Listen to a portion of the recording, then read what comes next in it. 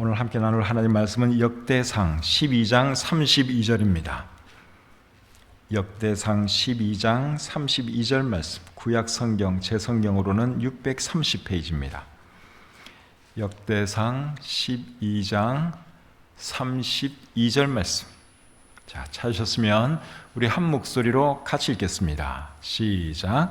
이사갈 자손 중에서 시세를 알고 이스라엘이 마땅히 행할 것을 아는 우두머리가 200명이니 그들은 그 모든 형제를 통솔하는 자이며. 짧죠? 다시 한번 읽겠습니다. 시작. 이사갈 자손 중에서 시세를 알고 이스라엘이 마땅히 행할 것을 아는 우두머리가 200명이니 그들은 그 모든 형제를 통솔하는 자이며. 아멘. 잠시 기도하겠습니다. 은혜와 사랑이 충만하신 하나님, 오늘 우리 교회 창립 18주년을 맞이하여 이렇게 뜻깊은 자리에 저희들 불러주시고 우리 하나님을 예배하시도록 해주신 것 감사합니다. 지난 18년 동안 하나님께서 우리와 함께 해주시고 우리를 도와주시고 또 오늘 이 시간까지 인도해 주신 것 정말 감사합니다. 특별히 교회를 세우기 위해서 많은 분들이 수고하고 희생하셨습니다. 그 결과가 오늘 이 시간 이렇게 나타나 있는 줄 믿습니다. 하나님 수고하신 모든 분들 하나님께서 기억해 주시고 축복해 주시옵소서. 오늘 부족한 종이 하나님 말씀을 들고 섰습니다. 준비한 말씀 잘 전달할 수 있도록 도와주시고 오늘 이 말씀이 또 우리 심령에 잘 박혀서 삶의 지침이 되게 하시고 또 우리 교회가 나아갈 바를 아는 그런 말씀이 되게 해 주시옵소서. 모든 것 주님께 의탁하오며 예수님의 이름으로 기도드립니다. 아멘. 자리에 앉겠습니다. 오늘은 우리 교회가 시작된 지 18년이 되는 주일입니다. 18년 전에 중곡동에 있는 건물 지하에서 우리 교회가 시작되었는데 그때가 엊그제 같은데 벌써 18년이 흘렀습니다. 그 첫 예배에 한 50여 명의 사람들이 모였습니다. 그때는 인테리어 공사도 덜 끝난 상태였기 때문에 첫 예배는 우리가 땅바닥에 신문지 깔고 돗자리 깔고 그렇게 예배를 드렸습니다. 그게 18년 전 일입니다. 그런데 벌써 18년의 세월이 흐른 것을 보니 세월이 참 빠르게 지나가는 것 같습니다. 18년 동안 하나님께서 우리에게 큰 은혜를 베풀어 주셨고 또 이 교회를 세우기 위해서 많은 분들이 수고하셨는데 참 우리를 도와주시고 지금 이 시간까지 인도해 주신 우리 하나님께 감사드리고 또 교회를 위해서 헌신하고 수고하시고 희생하신 우리 성도님들께 이 자리를 빌어서 감사의 말씀을 전합니다. 지금은 우리 교회가 건축을 해서 자체 건물이 있지만 지금까지 우리 교회가 자체 건물이 없었다면 어떻게 되었을까? 참 어려웠겠다 하는 생각이 듭니다. 지금 코로나 때문에 장사도 안 되고 또 교회도 물론 안 되고 하니 여러분 얼마나 어려움이 많겠습니까? 우리가 중곡동 그 건물에 지하 건물에 만약에 지금까지 계속 새들어 살고 있었다면 일단 그 재정적인 문제가 굉장히 어려웠을 것 같습니다. 요즘 교회들마다 사람들이 잘 모이질 않으니까 물론 헌금이 줄어들 수밖에 없겠죠. 그러면 그 월세 내는 것이 이게 만만치가 않습니다.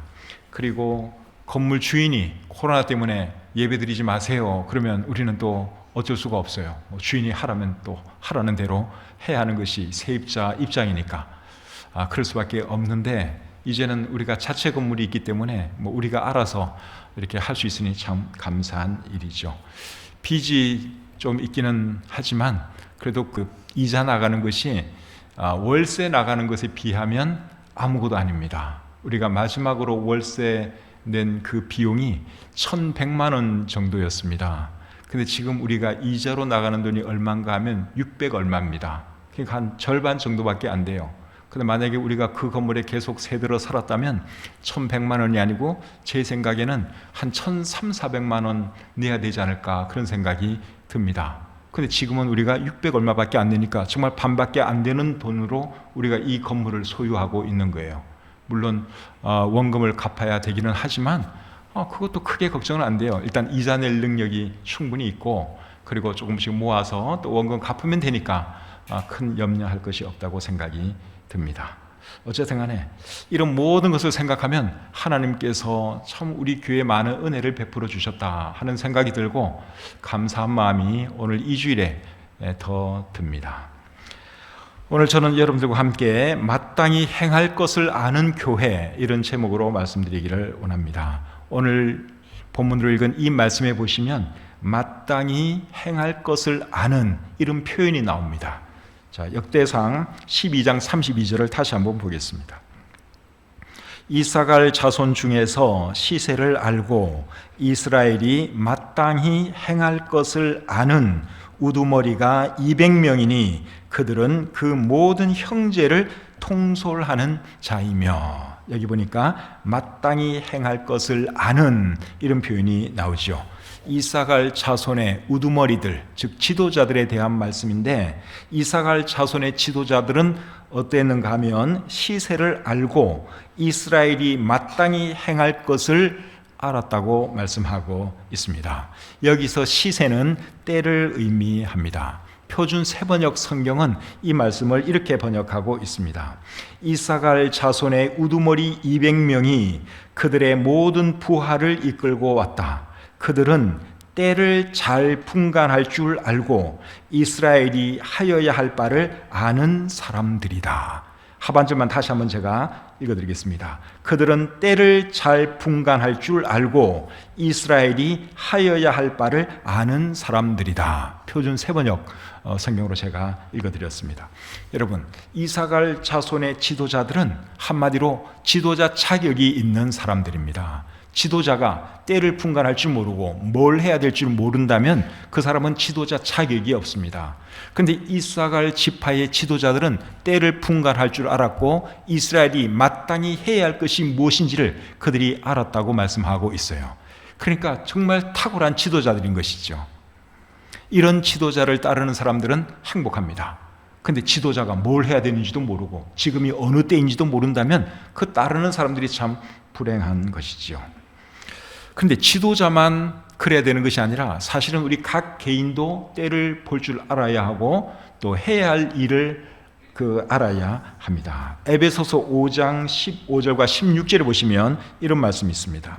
그런즉 너희가 어떻게 행할지를 자세히 주의하여 지혜 없는 자같이 하지 말고 오직 지혜 있는 자같이 하여 세월을 아끼라. 때가 악하니라. 자, 이 말씀은 하나님께서 각 그리스도인들에게 하시는 말씀인데 결국 뭘 하라는 말씀입니까? 때를 분간할 줄 알고 뭘 해야 할지를 알라, 그러한 말씀이죠. 그렇게 해서 지혜롭게 살아가라 하는 말씀이 방금 읽은 이 말씀의 핵심입니다. 그래서 지도자도 때를 분별할 줄 알아야 되고 뭘 할 줄 알아야 되고 각 개인도 그래야 되는 것이고 그리고 교회도 그렇게 해야 합니다. 교회가 이 때를 분별할 줄 모르고 뭘 해야 할지 모른다면 이 세상의 빛과 소금 역할을 할 수가 없어요. 교회가 때를 잘 알아야 하고 뭘 해야 할지 알아야지 사람들을 바른 길로 안내할 수도 있고 인도할 수도 있고 또 사람들에게 소망을 제시할 수도 있는 것이죠. 여러분, 우리가 살고 있는 이 시대는 어떤 시대입니까? 여러 가지로 설명할 수 있겠지만 저는 세 가지를 말씀드리고 싶습니다. 첫째, 이 시대가 어떤 시대인가 하면 코로나 시대입니다. 맞죠? 거기에 대해서 여러분이 다 동의하시죠? 지금 코로나 시대예요. 비대면 시대입니다. 지금은 많은 사람들이 모일 수도 없고 또 교회에 모여서 이렇게 예배 드리기도 사실 어려움이 있는 그러한 시대입니다. 지금까지 우리가 쭉 살아오면서 여러분 이런 시대가 올 것을 생각한 사람은 아무도 없어요. 6.25 때도 전쟁을 드렸고 그 이전에 일제시대 때도 예배 생활을 했어요. 그런데 지금 코로나 때문에 모이는 것이 정말 어렵습니다. 행정명령 때문에 많이 모일 수가 없어요. 그래도 그나마 우리 교회는 참 감사한 것이 지금 300좌석을 기준으로 해서 300명이 넘는 교회는 50명까지만 모이고 300석이 안 되는 교회는 20명만 모이라. 이것이 이제 행정명령이거든요. 근데 우리 교회 요 예배당 좌석 수가 한 400석 됩니다. 근데 이제 우리는 300석 플러스 이제 100석이 더 되는 것이죠. 그래도 어쨌든 이제 50명인데 근데 3,000명 되는 이런 큰 교회 예배당, 그런데도 결국 50명밖에 모일 수가 없어요. 근데 이거는 제가 볼 때는 별로 합리적인 것 같지는 않아요. 미국 같은 데서는 주마다 다르긴 한데 좌석 수의 25%, 뭐 33% 이런 식으로 정해줍니다. 그게 합리적이죠. 근데 어쨌든 간에 참 이 코로나 때문에 제대로 모일 수도 없고 예배 드리는데도 많은 어려움이 있다 하는 것이죠. 그러다 보니까 어떤 현상들이 나타나느냐? 교회가 무너지고 있습니다. 조그만 상가 교회들이 이제 월세를 제대로 못 내고 교회 문 열어놔봐야 성도들이 예배 드리러 오지를 않습니다. 코로나 때문에, 행정명령 때문에 오지를 못해요. 그러니까 결국은 작은 교회 목사님들은 눈물을 머금고 교회 문을 닫을 수밖에 없는 거예요.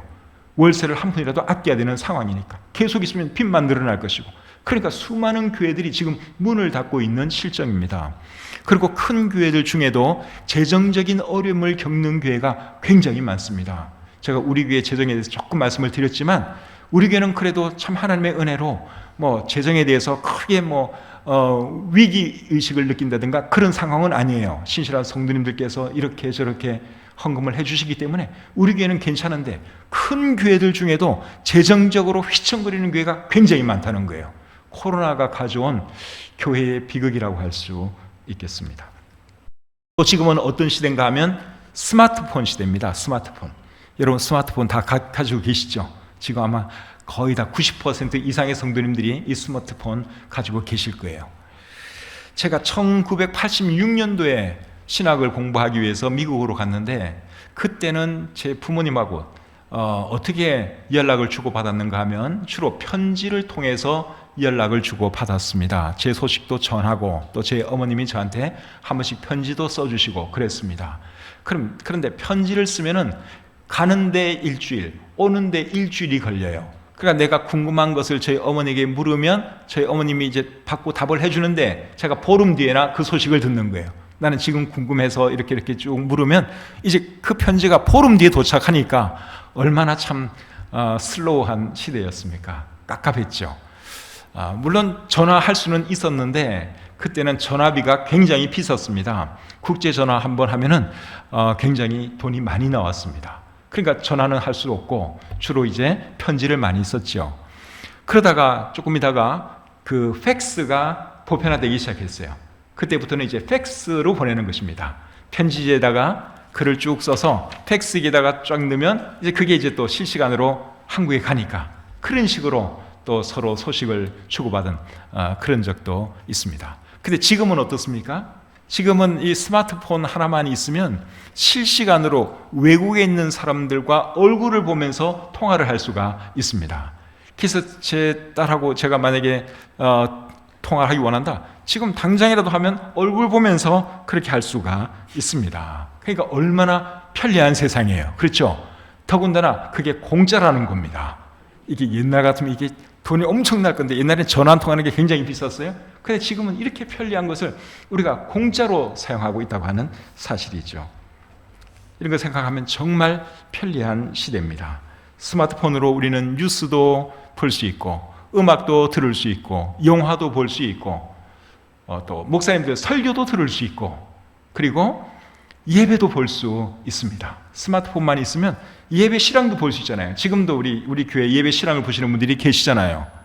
근데 스마트폰으로는 제가 예배 드린다는 표현을 안 쓰고 그냥 예배 본다고 제가 표현을 해요. 예배 보는 거예요. 그렇죠? 예배를 제대로 드리려면 사실은 현장에 와서 예배 드리는 것이 이게 예배 드리는 거고 어쨌든 간에 예배 드릴 수 없으니까 현장에서 스마트폰으로라도 이렇게 지금 예배 드리는 분들이 계시는데 참 감사한 일이죠. 스마트폰이 우리에게 가져다 주는 편리라고 할 수 있습니다. 그런데 이 스마트폰의 폐해도 적지 않습니다. 이 스마트폰이 너무너무 좋은 기계고 편리한 기계다 보니까 사람들이 이 스마트폰에 빠져들고 있습니다. 그래서 중독이 되고 있어요. 그래서 시간만 나면 스마트폰 들여다보고 있는 거죠. 지하철을 타도 스마트폰 보고 있고 어디 가서 뭐 할 일 없으면 그냥 스마트폰 보는 거예요. 사람들하고 대화가 점점 단절되어 가고 있습니다. 지금이 가을이고 사색의 계절인데 이 스마트폰 때문에 사람들이 생각을 안 해요. 그냥 책을 읽거나 뭐 글로 된 무엇을 읽으면 그래도 사람이 생각을 하면서 읽습니다.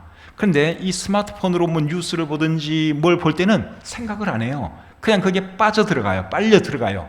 그래서 이 스마트폰이 사람들로 하여금 생각을 하지 못하도록 하는 그런 폐단이 있습니다. 그리고 기도도 이 스마트폰 때문에 많은 방해받고 있는 것이 사실이죠. 기도해야 하는데 이 기도를 안 하고 자꾸만 스마트폰을 들여다본다는 거예요. 저만 해도 그렇습니다. 남 얘기하는 게 아니고 제가 제 얘기하는 거예요. 제가 잘 때 항상 뭘 보고 자느냐? 스마트폰을 보고 자요. 스마트폰으로 뉴스도 검색하고 이런저런 제가 관심 가지고 있는 이런 거 듣기도 하고 보기도 하고 그래요. 그러니까 저만 하더라도 이 스마트폰에 엄청 시간을 많이 들이고 있다고 하는 사실이에요. 그래서 사실은 이 스마트폰이 편리하긴 한데 나로 하여금 또 기도 생활이라든가 또 이런 것은 또 방해 아닌 방해도 하고 있구나 하는 것을 제가 많이 느끼고 있습니다. 유익도 많지만 또 여러 가지 폐도 있는 것이 사실이죠. 또 지금은 어떤 시대인가 하면 분열과 갈등의 시대입니다. 그래서 미래를 예측하기가 정말 어려워졌습니다. 분열과 갈등은 늘 있어 왔지만 지금처럼 분열과 갈등이 많았던 시대도 없었던 것 같아요. 경영자와 노동자가 나뉘어져 있고 고용자와 고용인이 나누어져 있습니다. 임대인과 임차인이 나누어져 있고 진보와 보수, 좌파와 우파가 나누어져 있습니다. 작은 나라에서 이렇게 양분되어 있습니다. 각 계층마다 이렇게 다 양분이 되어 있어요. 이렇게 된 데는 대통령과 정부의 책임도 적지 않다고 생각을 합니다. 그래서 이 나라가 앞으로 어떻게 될지 우리나라의 미래를 생각하면 걱정도 있는 것이 우리 모두의 생각이라고 생각이 듭니다. 이런 시대에 교회는 어떻게 어떤 사역을 해야 할 것이냐 하는 거예요. 교회의 역할과 사명에 대해서는 여러분들이 이미 다 잘 알고 계시죠. 교회의 역할과 사명이 뭐죠? 하나님께 대하여는 예배드리고 믿지 않는 세상을 대하여는 복음을 전파하고 그리고 믿는 사람들을 대해서는 예배와 전도 생활을 더 잘할 수 있도록 교육시키는 것이 교회의 사명과 역할이라고 할 수 있습니다. 이런 거는 여러분들이 이미 다 알고 있는 내용이에요. 그래서 제가 오늘 이 얘기하고 싶지는 않고 오늘은 특별히 사회와 정부에 대한 교회의 역할과 사명에 대해서 좀 말씀을 드리려고 합니다. 여러분, 이 사회나 정부가 잘못된 방향으로 가고 있다면 교회는 어떻게 해야 할까요? 그냥 기도만 하는 것이 옳습니까? 아니면 바른 길로 가도록 할 수 있는 일을 하는 것이 옳습니까? 어떻게 하는 것이 옳아요? 저는 과거에는 이 문제에 대해서 그렇게 깊이 생각할 필요를 별로 못 느꼈어요. 근데 요즘에 와서는 제가 이런 것을 많이 생각하게 됩니다. 실제로 어떤 목사님들 중에는 또 정부를 비판하는 그런 분들도 많이 계시고 또 정부는 교회에 대해서 탄압까지는 아니지만 은근히 누르고 있다는 그런 느낌도 들기 때문에 자, 이런 상황에서 교회는 어떻게 해야 하는가? 바른 말을 해야 하는 것이 옳은가? 아니면 기도만 하는 것이 옳은가? 이런 생각을 제가 많이 하게 됩니다. 그래서 오늘 이 문제에 대해서 성경은 뭐라고 말하는가? 그것을 좀 함께 생각해 보기를 원합니다. 먼저 성경 두 군데에 있는 말씀을 보겠습니다. 사도행전 4장 18절 19절입니다. 사도행전 4장 18절 19절 말씀. 자, 우리 같이 한번 읽어보겠습니다. 오늘 제 설교가 또 어떤 분들은 혹시 불편하게 들지 모르겠는데 불편하게 생각할 필요 하나도 없어요. 그냥 편안하게 들으세요. 제가 절대로 이렇게 치우치지 않고 저는 성경을 근거로 해서 얘기하는 거예요. 저는 정치 목사도 아니고 정치 얘기하는 거 별로 좋아하지도 않습니다. 그러니까 편안한 말씀으로 들으셔도 돼요. 그냥 제가 성경을 가르친다 생각하시고 그렇게 이해해 주시기를 바랍니다. 자, 18절 19절 같이 한번 읽겠습니다. 시작. 그들을 불러 경고하여 도무지 예수의 이름으로 말하지도 말고 가르치지도 말라 하니 베드로와 요한이 대답하여 이르되 하나님 앞에서 너희의 말을 듣는 것이 하나님의 말씀을 듣는 것보다 옳은가 판단하라. 이제 이 말씀을 잘 기억해 놓으시고 그 다음 말씀은 로마서 13장 1절 2절입니다. 로마서 13장 1절 2절 말씀 또 같이 읽겠습니다. 시작. 각 사람은 위에 있는 권세들에게 복종하라. 권세는 하나님으로부터 나지 않음이 없나니 모든 권세는 다 하나님께서 정하신 바라.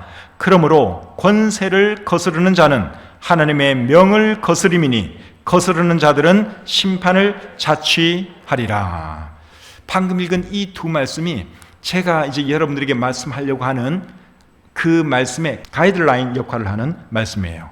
그런데 이 두 말씀이 언뜻 보면 서로 대치되는 것 같습니다. 그런데 우리 성경에 서로 대치되거나 안 맞는 그런 말씀은 없습니다. 방금 읽은 이 말씀들을 우리가 제대로 이해하기 위해서는 로마서 13장 3절 4절 말씀을 읽으시면 이제 점점 이 말씀의 의도를 잘 알 수 있게 됩니다. 로마서 13장 3절 4절 말씀 제가 읽겠습니다. 다스리는 자들은 선한 일에 대하여 두려움이 되지 않고 악한 일에 대하여 되나니 네가 권세를 두려워하지 아니하려느냐. 선을 행하라. 그리하면 그에게 칭찬을 받으리라. 그는 하나님의 사역자가 되어 내게 선을 베푸는 자니라. 그러나 네가 악을 행하거든 두려워하라. 그가 공연히 칼을 가지지 아니하였으니 곧 하나님의 사역자가 되어 악을 행하는 자에게 진노하심을 따라 보응하는 자니라. 방금 읽은 이 말씀을 잘 보시면 세상의 권세자들을 어떻게 표현했는가 하면 하나님의 사역자라 그랬습니다. 주의 종들뿐만 아니라 이 세상의 왕들, 대통령들, 권력자들에 대해서 본문은 하나님의 사역자라는 표현을 쓰고 있습니다. 하나님의 사역자라는 말은 하나님의 대리자라는 말이죠. 그렇기 때문에 이 세상의 권세자들은 하나님의 뜻을 행해야 합니다. 왜냐하면 하나님의 사역자니까, 하나님의 대리자니까, 하나님의 뜻을 집행해야 될 사람들이 이 세상의 권력자니까, 그 일하라고 하나님께서 이 세상의 권력자로 세우신 거니까 이 세상의 권력자들은 누구의 뜻을 행해야 된다고요? 하나님의 뜻을 행해야 합니다. 하나님의 뜻은 선한 일일까요? 악한 일일까요? 선한 일이죠. 그러니까 이 세상의 권력자들은 일단 선한 권력자들이 다 되어야 합니다. 그렇게 해서 선한 일을 해야 되는 거예요. 하나님이 기뻐하시는 일을 해야 하는 것입니다. 그런데 문제는 이 세상의 권세자들 중에는 악한 사람들도 많이 있다는 거죠. 그렇죠? 이 세상의 권력자들 중에는 악한 사람들 많이 있어요. 악한 왕들, 악한 대통령들, 악한 권력자들 많이 있어요. 좋은 분들도 많이 물론 있고요. 그러면 그 악한 권세자들을 세운 분은 또 누구냐 하는 거예요. 악한 권세자들은 누가 세웠습니까? 사탄이 세웠습니까? 하나님이 세웠어요. 악한 권세자도 하나님이 세웠다고 로마서 13장 1절에 말씀하고 있죠. 모든 권세는 다 하나님께서 정하신 바라. 그러니까 좋은 권세자도 하나님이 세우셨고 악한 권세자도 사실은 하나님이 세우신 것입니다. 우리 생각에는 좋은 사람들만 권세자로 세우면 얼마나 좋겠습니까? 그런데 현실은 악한 권세자들이 있다는 거예요. 그 사람들도 하나님이 세웠다는 것입니다. 왜 세웠을까요? 하나님께서 목적이 있어서 세웠겠죠. 잠언 16장 4절에 보시면 이런 말씀이 있습니다. 잠언 16장 4절에 여호와께서 온갖 것을 그 쓰임에 적당하게 지으셨나니 악인도 악한 날에 적당하게 하셨느니라. 하나님께서는 악인을 내버려 두는 이유도 다 그게 이유가 있습니다. 악한 목적으로 쓰시면 되기 때문에 하나님께서 악한 사람들은 내버려 두는 거예요. 또 악한 권세자들도 나름대로 하나님께서 쓸 일이 있기 때문에 그렇게 세우는 것이죠. 그런데 문제는 그들이 우리에게 하나님의 뜻에 위배되는 것을 요구할 때가 있다는 거예요. 이제 이럴 때 좀 골치 아파집니다. 그냥 악한 건 우리가 이해할 수 있어요. 저 사람은 나쁜 사람이야. 이해할 수 있어요. 근데 문제는 우리에게 영향력을 미친다는 거예요. 하나님의 뜻과 위배되는 것을 우리에게 요구할 때가 있어요. 그럴 때 우리가 어떻게 해야 하느냐 하는 것입니다. 그냥 계속 기도만 해야 하는 것이 옳은지, 아니면 그렇게 하면 안 된다고 말을 하는 것이 옳은 것인지 어떻게 해야 될까요?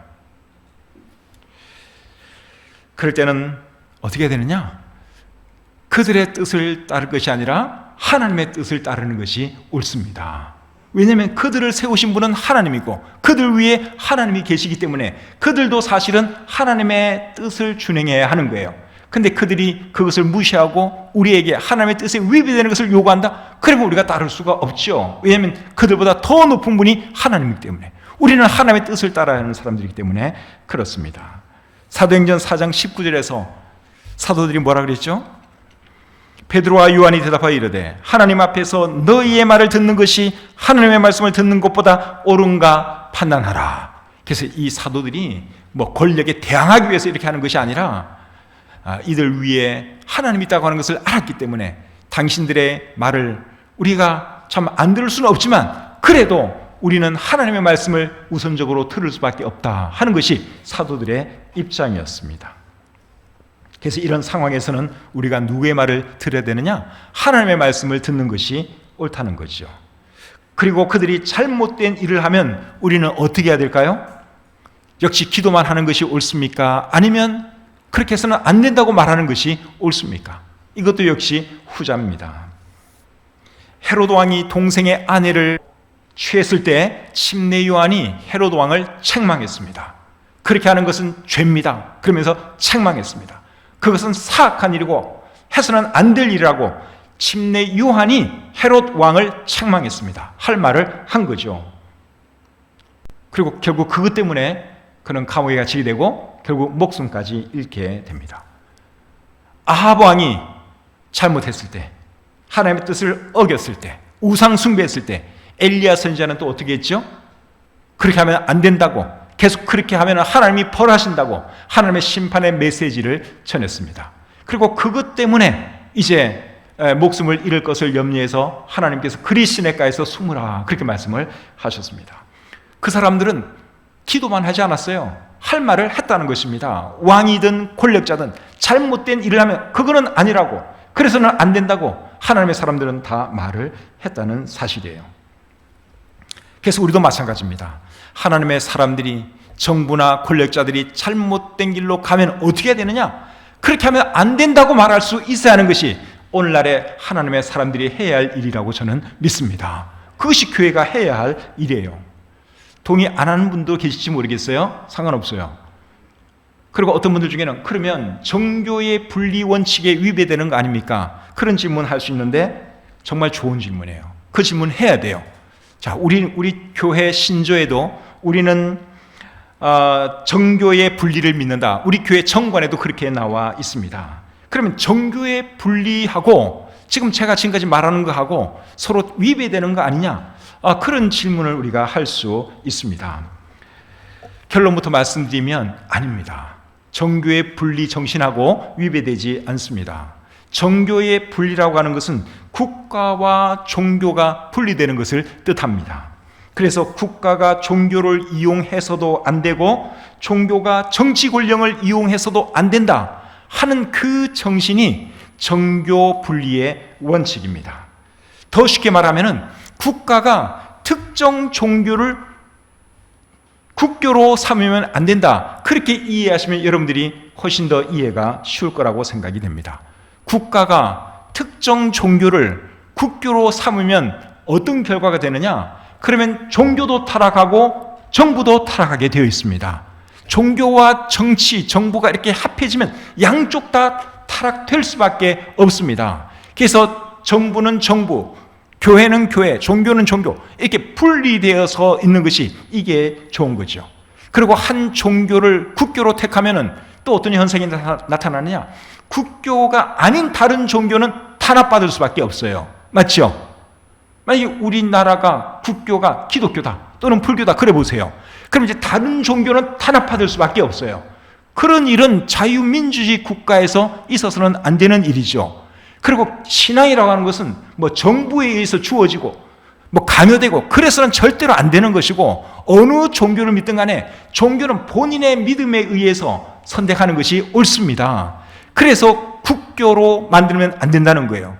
우리나라도 사실은 제헌국회 때는 기도로 시작이 되었습니다. 우리나라 애국가에도 하나님이 보호하사 우리나라 만세 이런 가사도 나옵니다.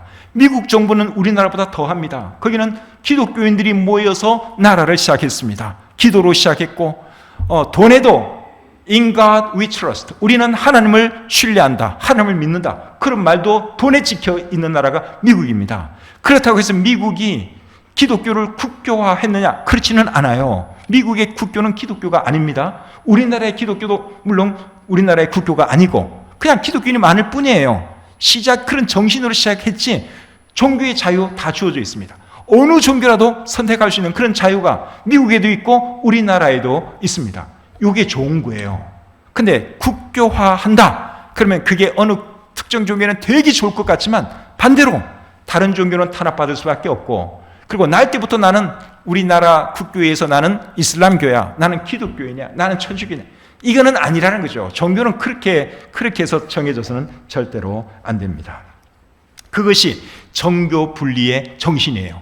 이해가 되셨죠? 예. 그래서 정부가 만약에 잘못된 길로 간다, 그거는 틀렸다고 말하는, 그게 정교 분리의 원칙에 위배되는 그런 것은 아니다 하는 것입니다. 그래서 교회와 정부는 서로 어떤 관계를 유지하면 좋은가 하면 서로 존중해 주는 관계를 유지해야 합니다. 정부도 교회를 존중해 주고 교회도 당연히 정부를 존중해 주는 것이 옳습니다. 그래서 정부가 교회에 대해서 행정명령을 내릴 때도 일방적으로 딱 내리는 것보다는 교회 측과 상의를 하는 것이 좋아요. 사실은 부득이해서 이렇게 되는 거 다 이해하시죠? 그럼요, 우리가 이해하죠. 그렇게 해서 똑같이 하면 아무 말도 안 하죠. 그렇게 하면 잘하는 거예요. 근데 한마디 말도 안 해주고 한마디 의논도 안 하고 그냥 이렇게 하면은 이제는 이 사람들이 교회를 탄압하는구나, 이렇게 어느 종교를 탄압하는구나, 이런 인상을 누구라도 갖게 되는 것이죠. 그래서 정부가 어떤 일을 할 때는 교회에 대해서 좀 존중하는 마음을 가져야 한다 하는 거죠. 그리고 교회도 정부가 하는 일에 대해서 최대한 협조를 해야 합니다. 하나님 말씀에 위배되는 것이 아니라면 정부가 하라고 하는 거 그거 따라야 하는 것이 옳습니다. 맞죠? 예, 우리를 인도하는 사람들이니까, 정치인들, 대통령, 우리를 인도하는 사람들이고 우리를 보호해주는 사람들 아닙니까? 그러니까 그분들 말에 우리가 잘 따라야 할 의무와 책임도 있는 것이죠. 로마서 13장 7절에 이런 말씀이 있습니다. 모든 자에게 줄 것을 주되 조세를 받을 자에게 조세를 바치고 관세를 받을 자에게 관세를 바치고 두려워할 자를 두려워하며 존경할 자를 존경하라. 그리스도인들에게 주시는 말씀이에요. 교회에 주시는 말씀이에요. 그래서 정부에서 세금 내시오 하면 세금 내야죠. 기꺼이 내야 합니다. 저도 요새 이제 세금 내고 있어요. 이제 모든 목회자들에게 세금 내라고 하니까 목사님들이 다 세금 내고 있어요. 우리 교회 직원들도 다 세금 내면서 국민으로서의 의무 잘 감당하고 있습니다. 그래서 교회는 정부가 하라고 하는 대로 잘 따라갈 필요가 있어요. 그런데 그것이 하나님 말씀에 위배가 된다, 그러면 그거는 아니라고 우리가 말할 수 있어야 하는 것이죠. 초대교회가 그렇게 했습니다. 핍박을 받더라도 할 말은 해야죠. 그거는 아니라고, 그건 하나님 말씀에 위배된다고, 그거는 내 신앙 양식상 할 수 없는 일이라고 그렇게 말을 해야 하는 것입니다. 그런데 그런 게 아니라면 우리가 기꺼이 정부가 하는 일에 대해서 호응해주고 따라주고 협조해 주는 것이 옳습니다. 그런데 정부에 대해서 할 말 할 때는 정말 조심하셔야 돼요. 정말 조심하셔야 돼요. 내 주관적인 생각으로 말하면 안 돼요. 정치적인 선입견을 가지고 말해도 안 돼요. 정말 순수하게 그리스도인으로서 성경에 입각해서 말을 해야 하는 것입니다. 내가 믿는 성경에 이렇게 말하기 때문에 그거는 잘못된 것입니다. 그렇게 해서는 안 됩니다. 그렇게 말을 해야 된다, 그 말이에요. 이제 크기에 해당되는 예가 어떤 게 있는가 하면, 예를 들면 낙태. 지금 우리 정부가 사실은 낙태를 허용하는 쪽으로 가고 있죠. 그거 잘못됐어요. 그렇게 가면 안 됩니다. 여러분, 아기는 임신하는 그 순간부터 이미 생명이 시작되는 거예요. 근데 14주든 24주든 그 아기를 만약에 낙태한다? 생명을 죽이는 거예요. 그거는 죄입니다. 그래서는 절대로 안 되는 것이죠. 그리고 또 동성애라든가 동성혼에 대해서도 굉장히 관대한 이제 그런 생각들을 가지고 있는데 그것도 잘못됐어요. 가정은 남자와 여자로 한 가정을 이루는 것이고, 성적인 관계는 남자와 여자 관계에서 있는 것이지, 남자와 남자가 사랑을 하고 여자가 가정을 이룬다? 그거는 여러분 말도 안 되는 소리입니다. 그렇게 되면 종족이 번식이 안 되잖아요. 생육하고 번성하라는데, 그렇게 되면 우리나라 인구도 당연히 줄 수밖에 없고, 그리고 그건 하나님이 정말 미워하시는 추잡한 일이에요. 그래서 우리나라가 그렇게 가면 안 된다 하는 것이죠. 그러니까 퀴어 축제 이런 것에 대해서 그거는 잘못된 거다, 그렇게 우리가 목소리를 낼 수 있어야 하는 것입니다. 공산주의 사상에 대해서도 마찬가지입니다. 공산주의 사상은 이건 잘못된 사상이에요. 왜냐하면 그 사람들은 하나님을 부인하는 자들이에요. 공산주의자들은 하나님을 안 믿습니다. 사람 생명을 존중하지를 않아요. 다수를 위해서는 한 개인 죽이는 거 일도 아닙니다. 그게 공산주의예요. 개인의 자유를 보장하잖아요. 개인의 생명에 대해서 존중하는 마음도 없어요. 모든 사람이 평등하다 그러면서 소수의 몇 사람만 왕 같은 생활을 하잖아요. 북한의 김정은 보면 알잖아요. 공산주의 사상은 모두 똑같이 이래서 똑같이 나누는 게 그게 공산주의 원래 이론인데 실제로 그렇게 됩니까? 김정은만 잘 살지. 모든 사람은 다 노예. 그러니까 이 공산주의 사상은 잘못된 사상이에요. 하나님을 부인하는 자들이기 때문에 그 공산주의 사상을 가지면 절대로 안 되는 것이죠. 그래서 낙태, 동성애, 공산주의, 이제 이런 사상은 사실 어떤 사람들이 많이 가지는가 하면 좌파 성향을 가진 사람들이 많이 가지고 있습니다. 좌파, 우파 얘기를 제가 이렇게 해서 조금 죄송하지만 여러분 이해를 잘하고 들으셔요. 자, 성경 구절 제가 하나 보여드리겠습니다. 전도서 10장 2절 말씀 보겠습니다. 전도서 10장 2절 말씀. 제가 성경을 읽다가 정말 놀라운 말씀을 발견했어요. 이 말씀이에요. 같이 한번 읽겠습니다. 시작. 지혜자의 마음은 오른쪽에 있고 우매자의 마음은 왼쪽에 있느니라. 우리 하나님은 우파입니까? 좌파입니까?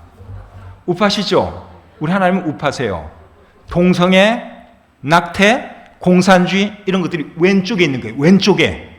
오른쪽에 있는 건 뭡니까? 생명 존중, 낙태 반대, 동성애 반대, 자유민주주의 체제, 이게 오른쪽에 있는 거예요. 그래서 전도서 10장 2절 말씀을 근거로 기준으로 해서 말씀을 드릴 것 같으면 그리스도인들은 우파가 되어야 합니다. 성경이 그걸 가르치고 있어요. 낙태가 여러분 그게 하나님 뜻입니까? 동성애가 하나님 뜻입니까? 아니죠. 그러면 그게 여기 말하는 왼쪽에 있는 것들이에요. 하나님의 사람들은 하나님 쪽으로 와야 되는 것입니다. 공산주의 반대하는 게 맞고 낙태 반대하는 게 맞고 동성애 반대하는 게 맞습니다. 저는 정치적인 목사 절대로 아니에요. 정치적으로 정치 발언하는 것도 저는 좋아하지 않아요. 근데 지금 시대가 이러다 보니까 참 이게 어떻게 하는 게 좋은가? 기도만 하는 게 옳은가? 할 말을 하는 것이 옳은가? 그거 생각하다가 그래 성경이 뭐라고 말하는가 찾다가 제가 지금 오늘 이 설교를 여러분들에게 하게 된 것입니다. 우파 좌파 얘기했지만 제가 보수 진보라는 표현을 안 했어요. 그 차이가 조금 있습니다. 저는 우파 좌파 이런 표현을 썼지만 진보 사상 좌파 성향의 사람들은 좌파 우파 이 말 별로 안 좋아해요. 보수냐 진보냐 이 말을 좋아합니다. 그 사람들은 낙태, 동성애, 공산주의 사상 이것을 진보 사상이라고 생각을 해요. 근데 그거는 진보 사상이 아니고 그냥 죄악된 생각이에요. 저에게는 진보적인 생각이 없는 줄 아세요? 저에게도 진보적인 생각이 있어요.